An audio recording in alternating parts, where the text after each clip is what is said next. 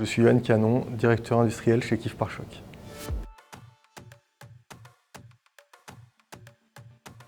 Kif a été le client pilote de ce projet. Nous avons tout de suite saisi l'occasion de pouvoir participer au développement d'un moyen de mesure et d'un ensemble avec le drop vraiment dédié à nos ateliers de production. Les équipes d'Acrotech R&D, puis de Petitpierre et Kif Pare-Choc ont passé beaucoup de temps ensemble à communiquer pour définir le projet, pour s'assurer que les idées des ingénieurs soient bien en phase avec les besoins de nos ateliers et du terrain. Lumen est différent des autres appareils du marché parce qu'il ne rentre pas en concurrence avec eux, mais qu'il vient compléter la chaîne de mesure.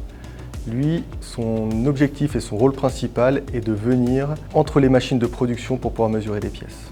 Techniquement, son optique est horizontale.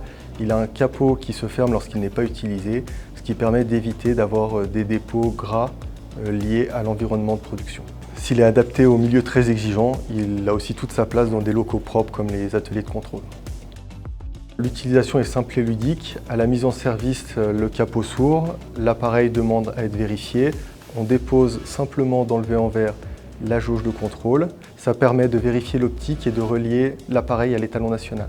Il faut bien sûr que la pièce soit amenée propre, soit par un lavage fait par drop ou par n'importe quelle autre solution de lavage. Une fois la pièce en place, la mesure est quasiment instantanée.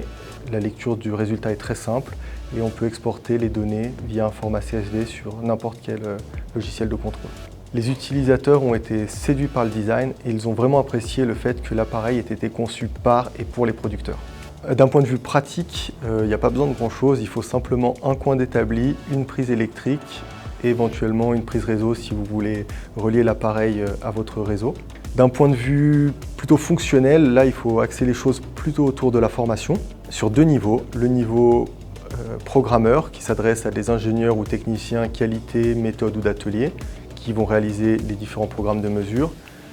Et un second niveau, celui d'utilisateur qui s'adresse là à du personnel de contrôle, personnel d'atelier ou régleurs qui eux vont utiliser l'appareil, interpréter les résultats et mettre en place les différentes actions qui en découlent.